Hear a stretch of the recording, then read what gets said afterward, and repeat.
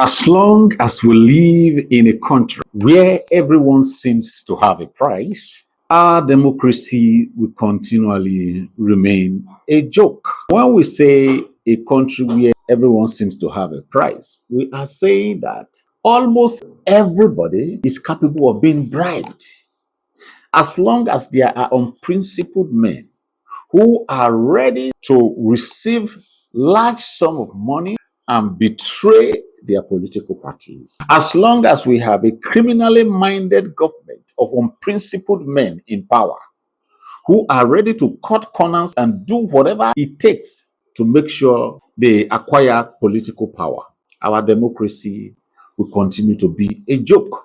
So the buck actually sits on the table of the president. As long as we have an INEC and a judiciary that is ever ready to play ball with the executive and the ruling party, opposition parties will always be in trouble.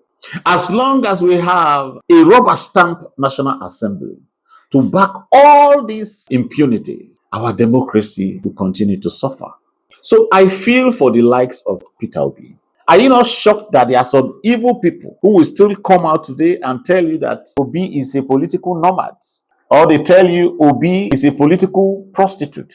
Whereas they are aware of the situations that have been making Peter Obi move from one party or the other.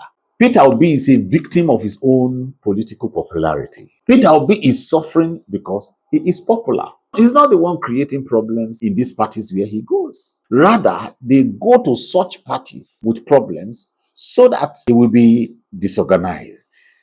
NDC should look at its back. It's not over yet. They are coming for you. Court cases are very easy to institute. As long as you have dishonest judges who do not have conscience, unprincipled judges in the system, we don't even know of any single judge that is principled anymore. They are all playing ball. All you need to do is to institute a frivolous case against a political party that has a popular candidate. Then the cankerworm that is killing our democracy will ever be ready to give you money. They will use money to oil your hands so that you can push the case further, as long as it will destabilize that party. Is it not in this country? We had the president's chief of staff, Bajabi Amila, instructing a party member to remain in ADC and scatter the party. So why do people still come out and say, Peter Obi is a political nomad, is a prostitute? Now God will punish all of them. Who knows the truth and refuse to speak the truth? How dare you come out and say Peter Obi is a political nomad? Are you not aware of what is going on? Are you pretending not to be aware? You are a wicked soul. You all know why Peter Obi has not been able to stay in one party. If there was fairness in the land, democracy is a game of the popular. Why should Peter Obi be suffering because of his popularity? What kind of human beings are we as Africans? What is wrong with the black man? They create problems for him, even those he trusted. Look at Julius Abure, Lamidi Oshodi and co. See what they did in Labour Party. Then look at the problems ADC is having in court with Nafiu Bala, who can barely speak English. He's flexing muscles. Where are you going, with or without ADC, Mr. Nafiu Bala? You should know why these people are doing this. Look at the court judgment. The court judgment by the Supreme Court simply returned the case down to the High Court. Why did the Supreme Court do that? Delay tactics. And you know, by INEC's calendar, there is no time anymore for ADC. Why would Peter Obi move? If now that Peter Obi has moved, they have decided to favor ADC in their court case, it is only because Peter Obi has left. Now they are no longer a threat. My prayer was that Peter Obi will remain in ADC and that he and Atiku Abubakar will be able to come to a single conclusion. So the court cases are there to be feared, and the lack of consensus is another. So such or certain things made Peter Obi to leave ADC. I was hoping that in the coalition, some people will be willing to sacrifice. I also have my own blame for Peter Obi. If you cannot sacrifice your position, if at the end of the day, Peter Obi does not become the president of this country, I will also blame the obedience. It must be Obi. Without Obi, it is either Obi or nothing. It is either Obi or we vote for Tinubu. Because of that, Obi himself will be afraid that if he decides to deputize Atiku again, he might lose his support. Whereas, if we, the followers of Peter Obi, we are matured enough, you would have known that sometimes you need to stoop to conquer. To become the president of Nigeria, you don't have to be in haste. You should know that the North is rallying around Atiku more than Kwakwanso, who is merely going to be a vice president. The easiest way for Peter Obi to get the support of the North would have been to deputize Atiku. But many of you there, you don't agree, you can't deputize, it's more popular than Atiku. You don't understand politics. It's more popular. Peter Obi should lead. I am obedient, and I wish to have a Peter Obi become our president. But now that he has left for the NDC, he will win the election next year, no doubt. But he might be robbed again, like it happens in 2023. So I'm asking you, obedience, this question. If Peter Obi is robbed next year, what are you going to do? You see, I'm looking at the end, not the means. Because as a psychologist, I can see the end. The end is 2027 election. The end is victory, right? For Peter Obi. Now, I'm asking you now, if Peter Obi is robbed again, what are you going to do? I have no doubt that he's going to win. Are you sure you can sustain a protest?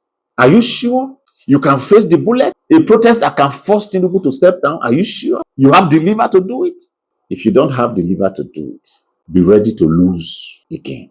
Because I can tell you what the end is going to be. It was this end I was looking at that I said an Atiku Peter Obi partnership was fearsome. That is a partnership that would have been able to withstand the robbery that may happen next year.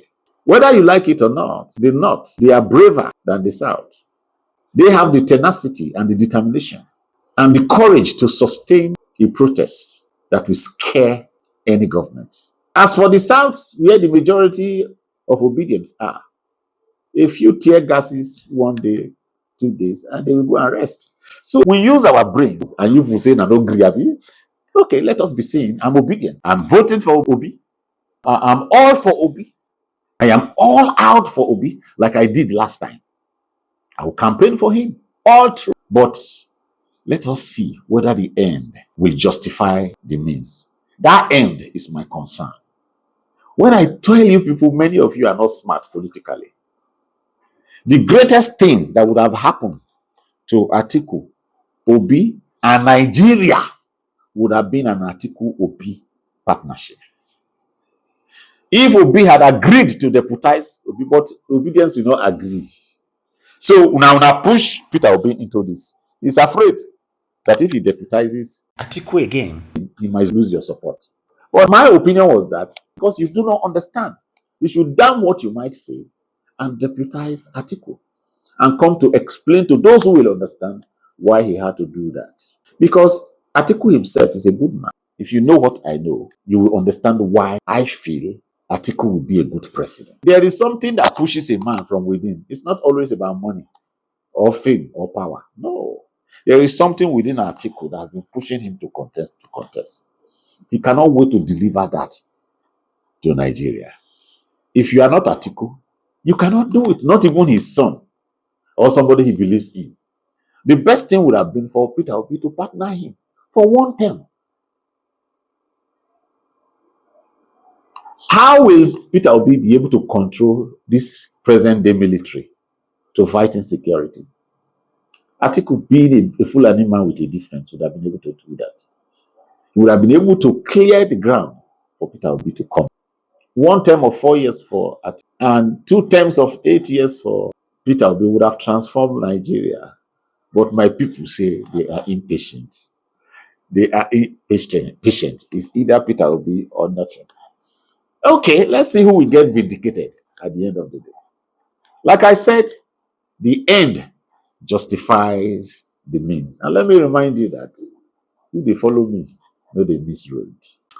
I don't know what is going to happen now.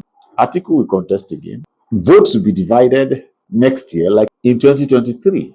And I fear that what happened in 2023 will happen again in 2027. And this is the reason I've been advocating for an Atiku and Obi partnership. For those who are rejoicing that Obi has moved to NDC, I pray that the cankerworm that kills our democracy does not follow Obi to NDC.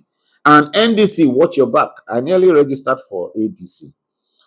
I wonder what will happen to those who have registered for ADC. Now that Peter Obi has moved to NDC, what are you going to do? Is it possible for one to register for two separate parties?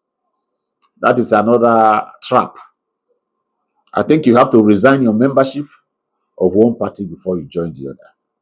Do we still have time to join the NDC after this broadcast? I will try and join the NDC. Who they follow me? No, they misread. I fought a good fight and I lost. And what was that fight? I wanted an Atiku Obi partnership, but I've lost. I advocated for it in 2023. Mind you, I've been an advocate of a Peter Obi Atiku since 2022. Yes, they went in 2019 and it did not work, but the scenario has changed. The scenario has changed in such a way that if they had partnered in 2023, I wrote Peter Obi an open letter. If they had partnered in 2023, they would have made it. Again, in 2027, they have failed again. I won't blame them. The angle of external forces is there. Who knows if they had not attacked ADC through Nafi Ubala? Maybe at the end of the day, there would have been a consensus to demonstrate what I preach. Now the rest is history.